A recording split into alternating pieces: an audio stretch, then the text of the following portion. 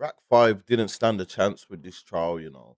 Knowing what he was up against before the trial even started, if it was me, like I said, and if I did it, I would have pleaded guilty to manslaughter. But he never had a chance from the beginning. We got Chris Summers, he's a journalist. Yeah, I follow him on Twitter. He's called Total Crime. You probably heard of him. Yeah, he was actually at the trial and he broke down the three main reasons why Rack 5 got found guilty. Now, when he was updating, he was at the trial, so every day he was updating and letting us know. If you go and watch my videos, I was using his information from when he's been at the trial and letting us know every day what was happening and what was transpiring. You get me? And up now that the case is done, yeah, well, Rap 5 hasn't been sentenced, but the trial's done. You know, the case is over basically. So he was just like giving a more in depth, like visual of what happened. He was actually there. Do you know what I'm saying? So I'm gonna get into this is his Twitter. Yeah, follow his Twitter, man. I'm subscribed to him to his Substack, Total Crime Substack. You get me? And he has an even more in-depth breakdown of what happened. We all know what happened. It was a video shoot. Stephen Morrison, which is the rapper Morrison's brother, pulled up on the scene, was moving erratic. They say he was on drugs and whatnot. Rest in peace to him. His mom and his sister was at the trial as well. You get me? But it is known that he was the one who pulled upon these CGM gang members and was the one who started the beef. And it's because of how his actions is the way he ended up dying. Do you know what I'm saying? Unfortunately. But this is Chris Summers' full breakdown. I'm not gonna go into all of it because we all kind of know the case. If you don't, go back and read my go back and watch my videos. But Chris Summers is basically breaking down the three main reasons why Rack 5 got found guilty. And the first is the testimony of his former friend, TY. We all know TY went over there and told on him, got on the stand and told on him, and he was his code D. We all know that. So he's saying that's one of the main reasons why Rack 5 got found guilty. And they're saying Rap Five's own lyrics in the song 10, 11 Days is another reason why he got found guilty. They saying he was self-snitching. I'm going to get into that in a minute. I'm going to go to the actual clip. And then the third piece of evidence that got Rap 5 found guilty was the evidence from his ex-lover Monique. Now, this girl Monique, yeah, it was said in here that she didn't like, obviously, through the trial going on, at the beginning of the trial, remember, her name was put out there like she was one of the witnesses. After a while, they got told, like journalists and everyone, stop saying her name. But by then it was too late. Do you know what I'm saying? They should have known from the beginning not to mention this Monique's name as a witness, or at least give a fake name. They could have called her Jane Doe or something. You know, she could have got threatened. She could have got threatened in her face all over social media. It didn't happen, but it could have got happened because her full name was up there. I can't remember her last name, Monique something. It was all up there. So people who really know her know that she was a witness. You get me? People like me, I don't know who she was. I never seen her before, so it don't really matter. But there's a lot of people that knew about her. You know what I'm saying? That a lot of people who was there at the video shoot obviously know this girl. So they was just breaking down like Ty's history with CGM before he switched to the wildlife thing and all that. Yeah, and we've already went through all that, so I'm not gonna go through all of it. I'm just gonna go through details that we didn't see while the trial was going on, or we didn't hear about while the trial was going on. Chris Summers, obviously, he was in court and he broke down. He wrote a little diagram of everybody and where they was positioned in court. So at the bottom, you can see here, this was Tyrax. This was sorry, this was Rack 5, and this was Ty. They was both in the dock together, but obviously, because Ty was telling on Racks, they was in the dock together, but there was someone in the middle. I don't know what this says here. I don't know what this says here, but it's obvious that they was in the dock together, but there would have been had someone in the middle of them because it probably would have went off. They probably would have ended up fighting or something. And then Chris Summers has put here me. This is where Chris Summers was. And then look, you can see this is where Morrison's family was right here. You get me? And then the jury was on the left and the judge was up there. Do you know what I'm saying? So that's just a brief little diagram of how where everyone was in court, what positions everyone was, where there was. You get me? And we all know that Ty got on the stand and told the whole story. We don't need to go back through that again.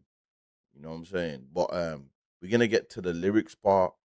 Cause I said with the lyrics here, even though they put up lyrics of RACK5 dissing Stephen Morrison. His nickname, Stephen Morrison's nickname is OL. You get me? And in the lyrics, yeah, you can see these lyrics here. He says, I seen a man get wet and start holding his neck. A1 got wet, A dots got wet, YR got wet, YC got wet, OL got wet, and he's dead. You know what I'm saying? So the court played that in they played that in court. You know what I'm saying? And then they asked him like, "OL got wet is dead." You know what I'm saying? And this is Stephen Morrison, the man who passed away, rapper Morrison's brother. You get me? So the judge asked him. You know what they? I mean, the prosecutor asked him as well. Like before they drew for these lyrics, they asked him earlier on, yo, did you know his nickname was OL? And he said yes. So they played mind games. And then later on down the line, they put up these lyrics where he says OL got wet and he's dead. So then they played these lyrics and let him know that, yo, you knew that his nickname was OL. So before you made these lyrics, that's how they basically played it out. You know what I'm saying? So they're saying, listen, so by September, you would have known his name was Zero Losses, which is OL for short, yeah. And Rack says, yes, I probably would have. And that song, yeah, was made after Stephen Morrison was killed. You know what I'm saying? So they knew how to play it. When he first got understand, they asked him the question like, "You knew his nickname was OL," and he said, "Yeah." And then like another 20 minutes into interrogation, then they said to him, "Oh." They played the lyrics to show him that. Listen, look, then so you knew his nickname was OL, and you say OL in your raps. But Rap 5 tried to say that the lyrics in the song singing, he's saying that he never said "Oh L got wet, he's dead." He said "Oh O got wet and he's dead," and he said "Oh O was another name for Chaos, a rapper and gang member from Southall in West London."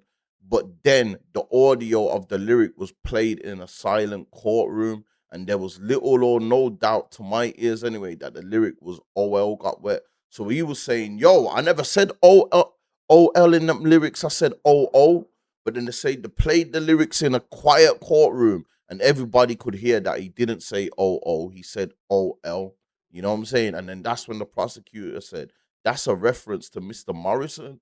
And he's saying, no, it's not. It's a reference to a rapper named Chaos who got killed. You get me? And that's where this was a key part. They're saying this is a key part of how he got found guilty.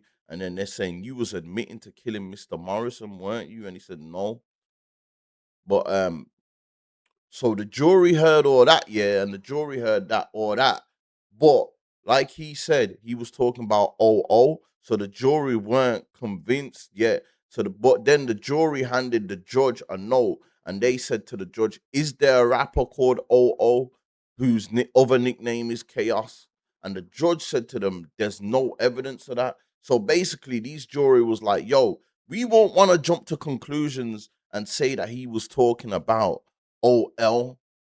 He's saying he was talking about OO. Is there a rapper called OO?"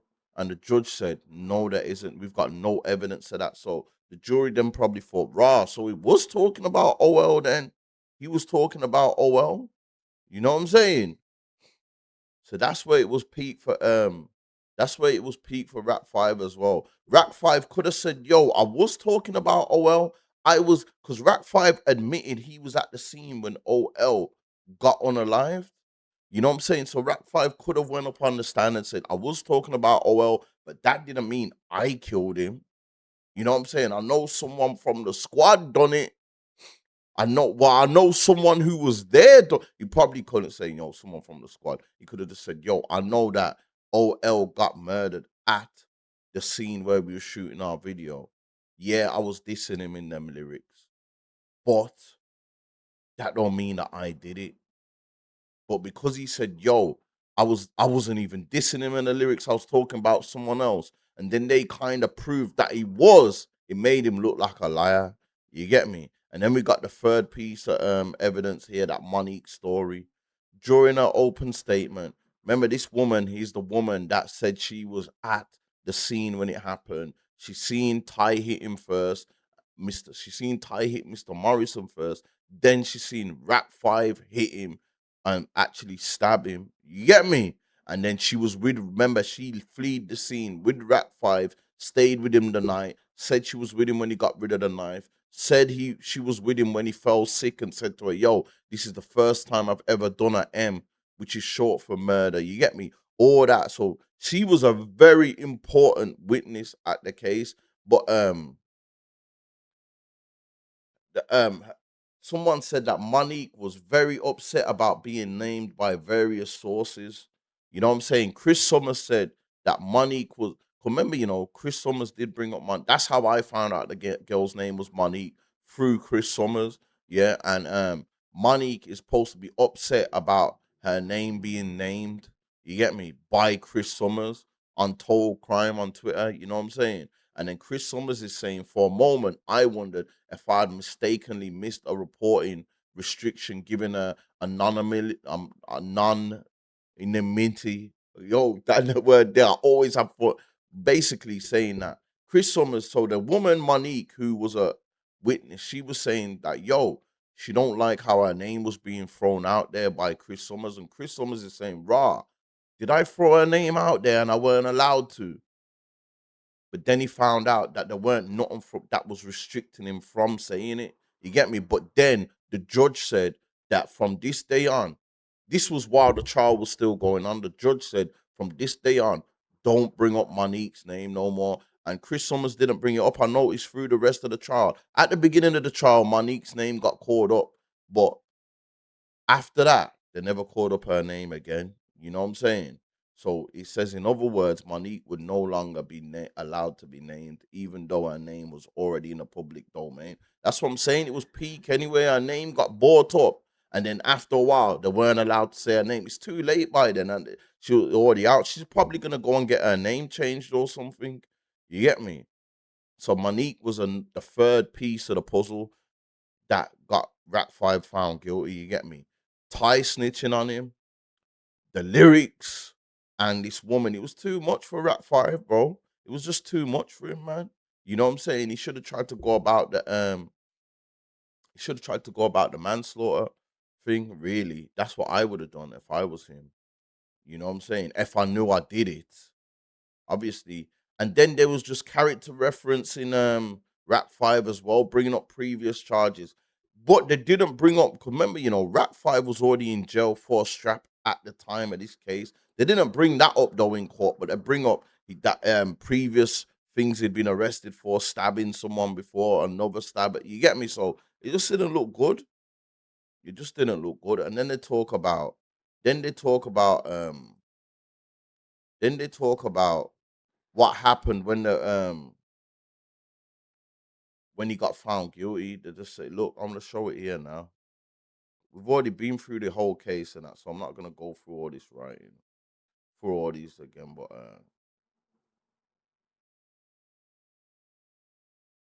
because with also, yeah, you see with Ty could have got found not guilty of. 'Cause remember, Ty was, even though Ty was telling on Rap Fire, Ty got found.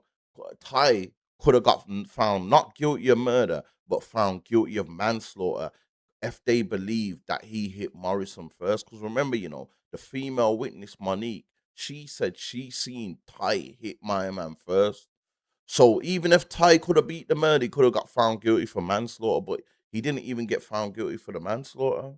You know what I'm saying? So they probably didn't believe Monique. But that's crazy how they can believe Monique for saying that RACK5 did all this and confessed to her and all that. But when she's telling them that Ty hit him as well, they didn't believe Ty. They didn't believe her about that Ty part, because if they did, Ty would have got found guilty of manslaughter. You know what I'm saying?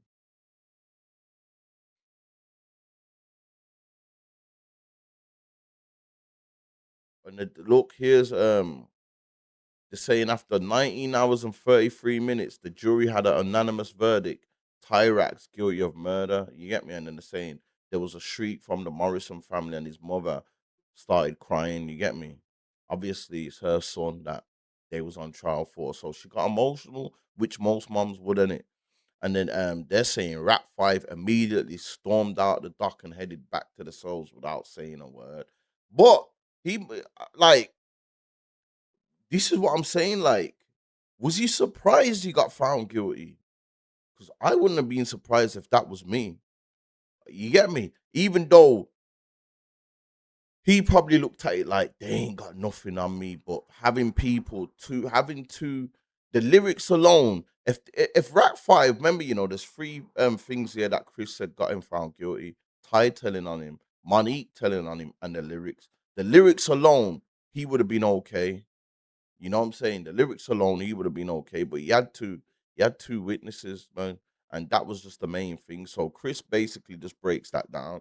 Like I said, though, if you're not subscribed, subscribe to Total Crime Substack, yeah, and go through it there if you want to go through it. I'm not gonna read all that because Brazil versus Japan's on right now, but I just thought I'd let you know them are the three reasons why he got found guilty. And me personally, before I would have even went into that trial and I seen these three pieces of evidence against me, two witnesses and the lyrics, I would have knew already. Yeah, I'm cooked here. I need to try and get something else, man. I need to try and get a manslaughter. That was me personally. But let me know what you lot think, though. If you're watching, though, subscribe to the channel, give the video a like, leave a comment below. I'm out. You know, I was always a hustler. So when I talk to a young dude, I'm like, bro, my advice to you is gonna be money advice. I ain't gonna get philosophical, get religious advice. Bro, get you some money, you gonna feel different. Straight up. You might even, all that other advice I could have gave you, this is the short version. Get you a couple dollars, man. You gonna feel different.